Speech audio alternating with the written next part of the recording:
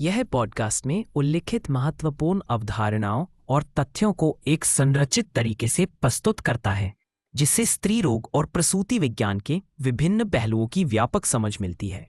महत्वपूर्ण सूचना: यह सामग्री केवल शैक्षणिक और जानकारी देने के उद्देश्य से प्रस्तुत की गई है। कृपया इसे उपचार या चिकित्सकीय सलाह के रूप में न लें। किसी भी चिकित्सकीय स्थिति में योग्य स्वास्थ्य विशेषज्ञ से परामर्श अवश्य लें।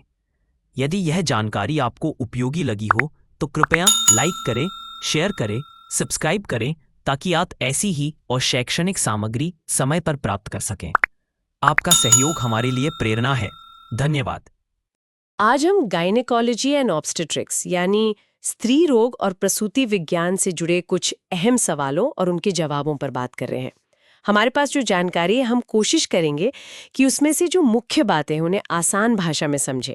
तो चलिए इस विषय पर थोड़ी गहरी चर्चा करते हैं। बिल्कुल, ये जानकारी काफी फैली हुई है। मतलब शरीर की बनावट से लेके हार्मोन्स कैसे काम करते हैं और फिर मासिक धर्म से जुड़ी परेशानियां, इन्फेक्शंस, बहुत कुछ है।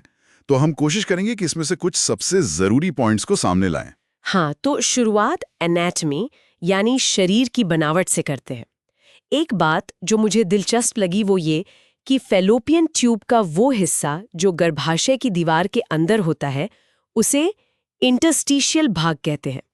यह सुनने में तो एक छोटा सा हिस्सा लगता है, पर क्या इसकी कोई खास अहमियत है? हाँ, बिल्कुल है। देखिए, ये हिस्सा खास इसलिए है क्योंकि जैसे गर्भावस्था में या कुछ इन्फेक्शंस में ये अलग तरह से अफेक्ट हो सकता है। और आपने गर्भाशय की बात की तो उसके दो मुख्य हिस्से हैं, कॉर्पस मतलब जो उसका बड़ा हिस्सा है, और सर्विक्स जो नीचे का हिस्सा है। ये जानना जरूरी है क्योंकि मतलब अलग-अलग बीमारियां इन हिस्सों पर अलग असर डालती हैं। और शरीर के अंदर ये जो पूरा नक्शा है, इसमें खून की सप्लाई भी थोड़ी पेचीदा है ना? जैसे बाईं ओवेरियन आर्टरी सीधे एओर्टा से निकलती है, पर बाईं ओवेरियन वेन वो रीनल वेन में जाती है, दाहिनी वाली से अलग। इस फर्क का कोई मतलब है क्या? हाँ, ये फर्क जानना बहुत महत्वपूर्ण है, खासतौर पर सर्जरी के नजरिए से। और एक और बात, क्योंकि बाईं ओवेरियन नस वो रीनल वेन में एक खास एंडल पर जुड़ती है, तो कभी-कभी वहां खून के बहाव में थोड़ी दिक्कत आ सकती है। मतलब दबाव बढ़ सकता है, जो दाहिनी तरफ उतना आम नहीं है। ये छोटी-छोटी बातें डायग्नोसिस में मदद करती हैं। तो हार्मोन्स की भूमिका पर आते हैं। ओव्यूलेशन, ये तो सुना ही है कि हार्मोन्स पर ही निर्भर करता है। बिल्कुल, ओव्यूलेशन के पीछे मुख्य रूप से दो हार्मोन्स का खेल है, एफएसएच और LH. FSH follicle stimulating hormone, वो अंडाशय में फॉलिकल्स को बड़ा होने में मदद करता है। और एलएच ल्यूटेनाइजिंग हार्मोन, वो एकदम सही टाइम पे बढ़कर अंडे को फॉलिकल से बाहर निकालता है। इनका सही टाइमिंग पे घटना बढ़ना बहुत जरूरी है। अच्छा, और पीरियड्स के दौरान जो एंडोमेट्रियम यानी गर्भाशय की अंदरूनी परत झड़ती है, उसके पीछे भी यही हार्मोन्स हैं? हाँ, बिल्कुल। मासिक धर्म के आखिरी हिस्से में, जिसे हम ल्यूटियल फेज कहते हैं, उसमें ईस्ट्रोजन और प्रोजेस्टेरॉन दोनों का लेवल गिर जाता है। और इसी गिरावट की वजह से एंडोमेट्रियम को सपोर्ट नहीं मिलता और वो झड़ने लगती है, जिससे ब्लीडिंग होती है। प्रोजेस्टेरॉन का एक और बहुत अहम काम है, वो एंडोमेट्रियम को प्रेगनेंसी के लिए तैयार करता है, मतलब इम्प्लांटेशन के लिए। तो जाहिर है अगर इन हार्मोन्स का बैलेंस बिगड़ जाए तो फिर समस्याएं होंगी। जैसे कुछ महिलाओं को पीरियड्स में बहुत तेज दर्द होता है, स्पैस्मोडिक डिस्मेनोरिया कहते हैं शायद। हाँ, स्पैस्मोडिक डिस्मेनोरिया। इसमें दर्द अक्सर पीरियड शुरू होते ही होता है और माना जाता है कि ये प्रोस्टाग्लैंडिन नाम के केमिकल्स के ज्यादा बनने से होता है, जो गर्भाशय को सिकोड़ते हैं। और हार्मोनल गड़बड़ी का एक और उदाहरण है प्राइमरी एमिनोरिया। प्राइमरी? हाँ, एमिनोरिया वो क्या होता है? ये वो स्थिति है जब किसी लड़की को, मान लीजिए 15-16 साल की उम्र तक भी पहला पीरियड शुरू ही नहीं होता है। इसके पीछे कई कारण हो सकते हैं, जेनेटिक भी और हार्मोनल भी।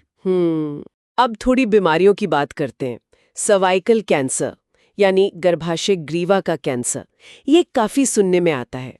शरीर के किस हिस्से में इसके होने का खतरा सबसे ज्यादा रहता है? सर्वाइकल कैंसर के लिए जो सबसे आम जगह है वो है स्क्वेमोकोलुमनर जंक्शन।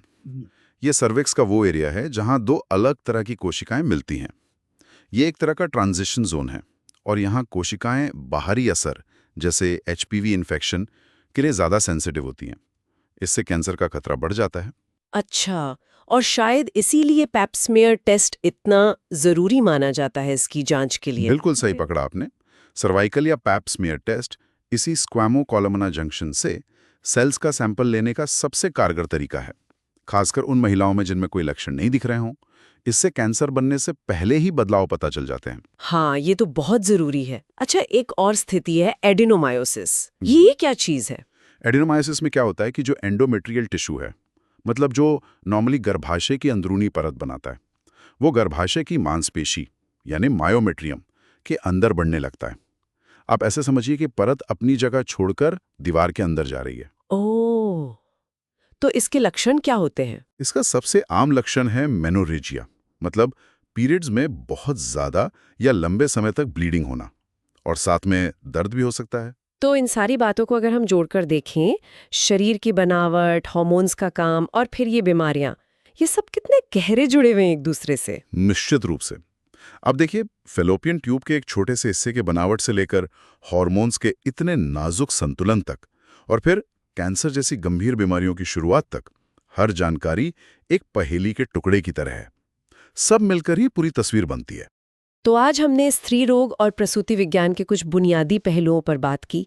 शरीर रचना, हार्मोन्स और कुछ आम स्थितियां और बीमारियां, ये वो खास बातें थी जो हमारे स्रोतों से निकलकर सामने आईं। हाँ, और जैसा मैंने कहा, ये तो बस एक झलक है। ये फील्ड बहुत बड़ा है और इसमें लगातार नई रिसर्च आ रही है।